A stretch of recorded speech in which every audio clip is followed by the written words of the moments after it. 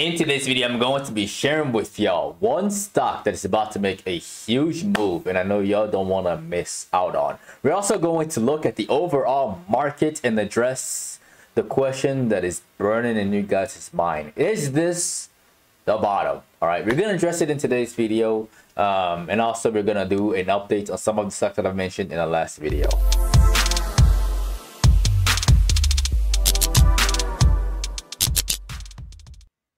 Y'all, let's dive into the charts right off the bat. We got the Nasdaq futures, and so far we have a huge wick at the bottom, which I really like. The bulls are slowly taking control of this one.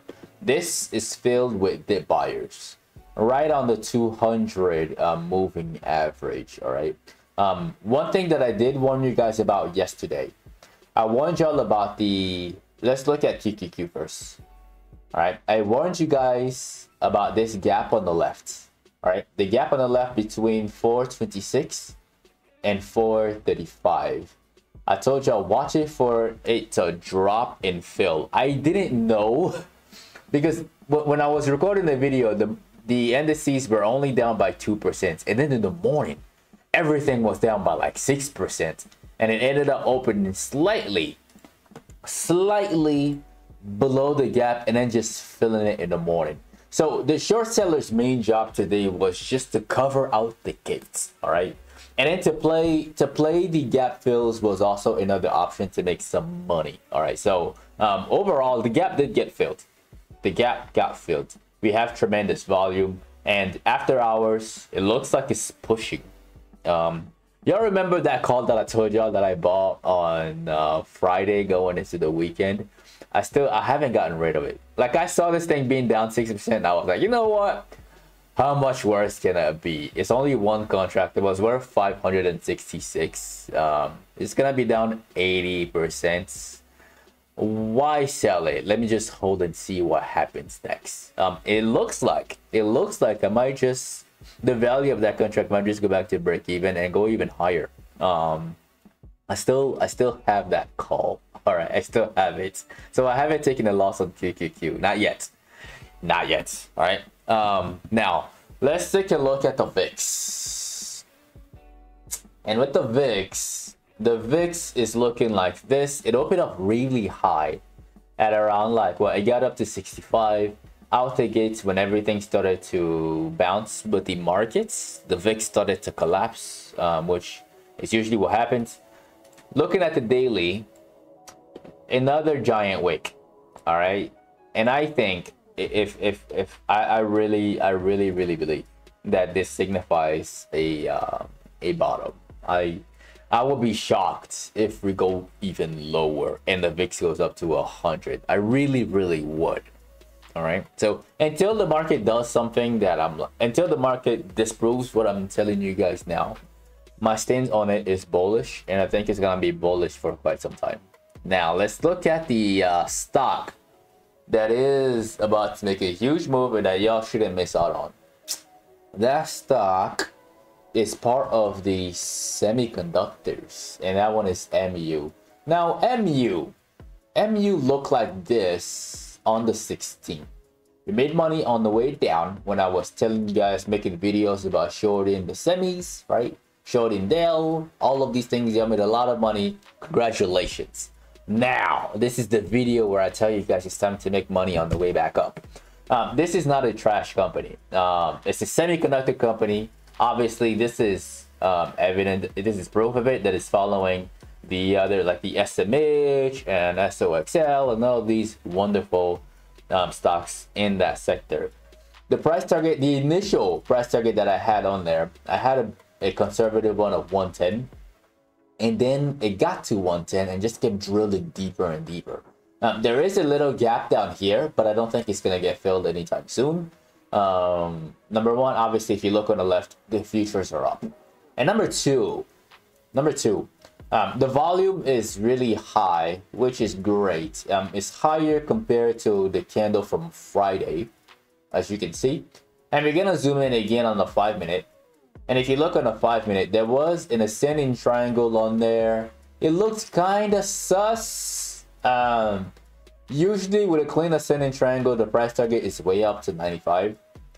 But it was looking really sus, and it even struggled in the middle of the day. It tried to hold above this level of support. It tested it once, and then it went even deeper and bounced 2, and then it went even deeper into the close, and then ended up closing above support 3. All right, and with the Nasdaq being up, I do think that it's actually going to move up to 95. Maybe even beyond 95. Maybe even it will go up to 100 tomorrow. Yeah, watch it for it move up to 100 tomorrow. Okay. Now let's discuss what happened with our trades. I took a day trade today, guys. I took a day trade. So this is what happened. So the market obviously opens, and this is the call.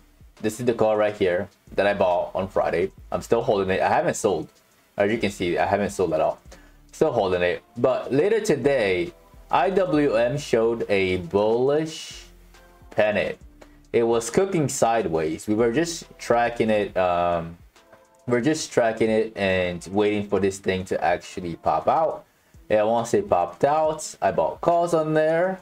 And the price target that I had on IWM was 205. I ended up getting rid of it. Well, I got in right here after the breakout. Price target is way up here. You can see the alert. This is how I do things. Okay. I like to pretty much map everything out like this. Let me show you guys right here. First and foremost, we got this thing cooking. I give out a warning for everybody, and then it breaks out, and then I take that trade, and then it just keeps going and going and going. All right, it keeps going. It gets closer after like 11:27. It doesn't really clear past 204.5, and I had to get rid of my calls. I had to get rid of my calls at 11:30 and 11:40 when this thing started to roll over right over here. Let me change this to the 1 minute. We ended up making about 50% on that trade, but I don't think it's over yet. First exit right here, second exit right here. All right, but it has more room to go. Obviously, because I am bullish on all of the indices, and I do think that the bottom is in. So is it gonna clear 206? Definitely. Could it go even higher towards 208 or 209? Most likely. So watch this one for a continuation up to 209. And as for QQQ, it's already at 442. I think 450 wouldn't be too much to ask for tomorrow. I think it can get there. Now let's do a little bit of an update. Unfortunately, the first stock that I gave you guys yesterday was Google. Unfortunately, the whole bearish move that I told you to watch out for happened during the night. All right, but the main concept still applied. Like, it opened below the gap. The gap stretched from 154 right here. Right, the gap stretched 155 actually, and it opened up slightly below the gap. And your job was to make money during the gap fill, regardless of which way it was gonna go. Let's say that the market wasn't super aggressive and it opened right here. Your job was to make money on the way down to the gap fill, right? But in this situation, you have to like kind of switch. The gap is going to get filled. It's a matter of which way it's going to actually get filled, from the bottom up or from the top to the bottom. All right, and that is the difference between us getting a green candle right here or a red candle where it actually opens here and closed down here. Okay, but the idea was there and the opportunity to make money was also there. So hopefully y'all were able to make some bread on that one. The next one that I told y'all to watch for, same concept again, the one with cryptos.